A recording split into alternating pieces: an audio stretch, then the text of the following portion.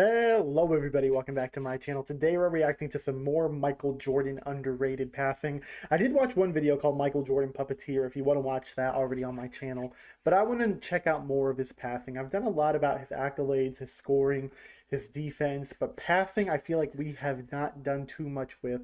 So we're going to check out Johnny Arnett's video. We're going to become scholars of the game together, and let's check this out, man, and see if we can see anything else that blows our mind the way that MJ has been doing. Let's go. Talk about Magic Johnson's passing ability, and they always talk about Larry Bird's passing ability. But it's rare that people really recognize Michael Jordan, the exceptional passer that he is.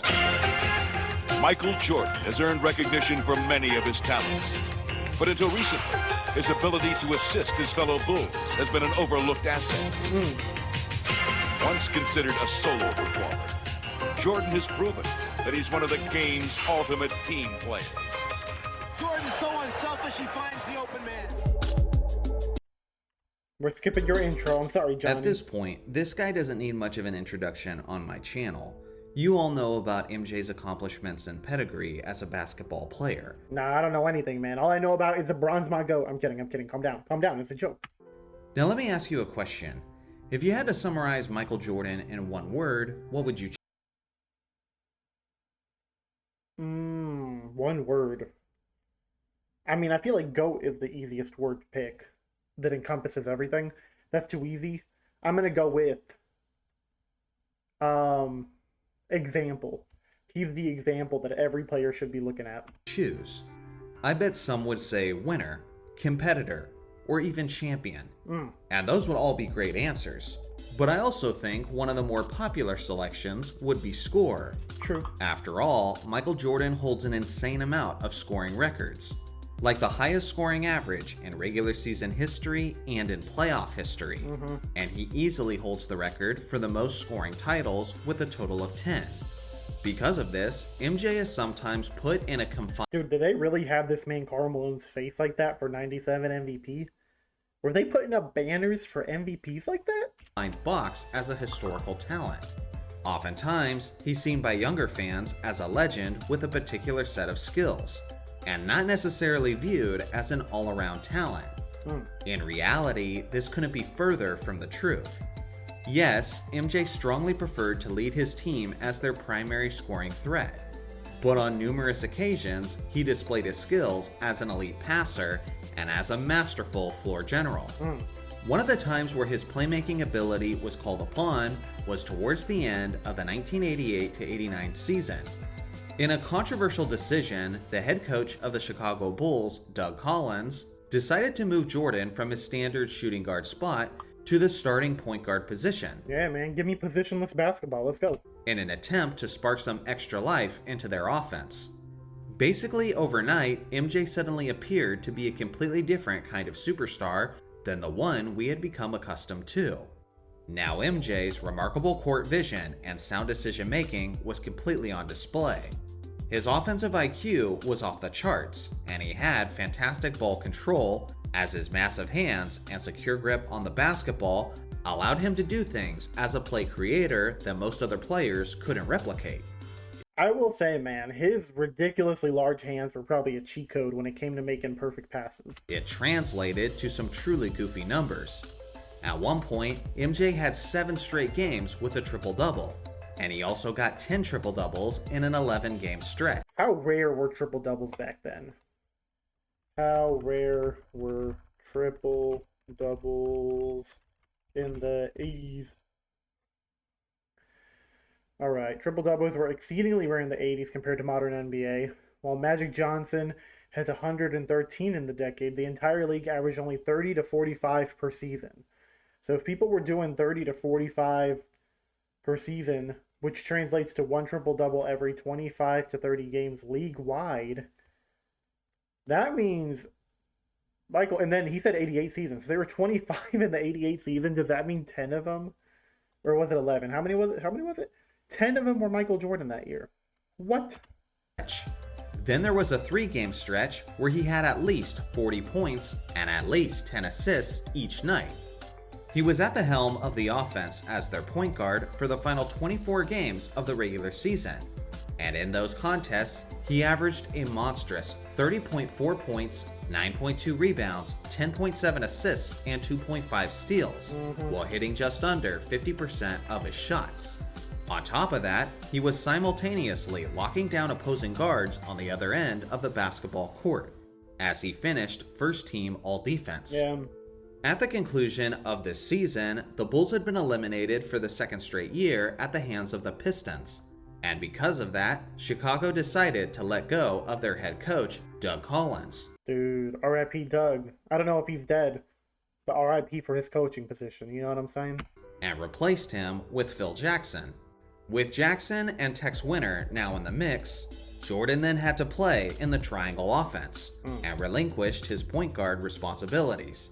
Due to this, his final 24 games of the 1989 season is now basically seen as this massive what if, as we can only imagine how his career would have played out if he had remained at the point guard position. With that being said, that wouldn't be the last time where Jordan embraced a role as a facilitator. Just 2 years later, Jordan was entering his first NBA Finals of his career, and he was set to square off with the greatest facilitator in the game's history, Magic Johnson. I've talked about this series many times before on this channel, but usually I'm looking at it from the angle of Michael Jordan taking the torch from Magic, making his iconic layup, and hitting 13 straight shots without a miss. But one of the more overlooked aspects of this series was how much of a giver Jordan was on this massive stage. In these games, Magic wasn't the only one looking to make his teammates better, as Jordan showed that he could do it too.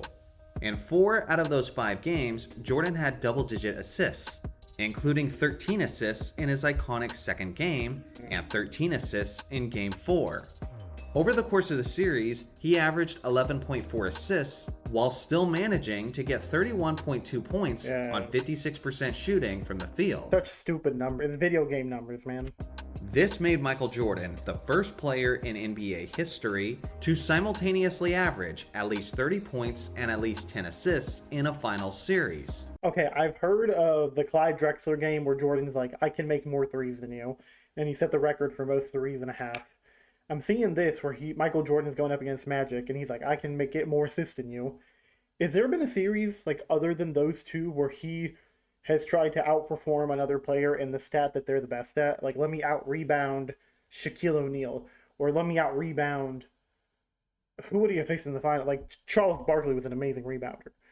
Did he ever go up to Charles and be like, hey, I can rebound better than you? Or... I don't know, block the ball better than like Hakeem Olajuwon. Has anything like that ever happened where he took something personal about a specific stat that a player was deemed better at than him? The only player to do it since then is LeBron James. That's the craziest part about all of this, is that even in the moments where Jordan chose to be an elite facilitator, like at the end of the 1989 season and in the 1991 finals, he still managed to average his 30 points per night. Yeah. If MJ was less aggressive as a scorer and was content with 20 to 22 points per game, could he have averaged 15 assists a night? Probably. It might sound crazy, but so does getting 11 assists a night while being the league's leading scorer. So maybe it's more plausible than it initially sounds. Yeah. Consider this. For a career, Michael Jordan has the 6th highest assist per game average by a shooting guard in NBA history. But 4 of the players ahead of him spent entire seasons at the point guard position. So among 2 guards who never spent an entire season at point, Jordan has the 2nd highest assist per game average of all time. Wow. Even in this reality, with no what ifs being considered, MJ is quite clearly one of the greatest passers that this game has ever seen. But if he chose to embrace that floor general role throughout his career, then he almost certainly would have been seen as the greatest point guard of all time by a significant margin. Yeah. So what do you guys think? Is it too much to say that Michael Jordan's passing ability is underrated?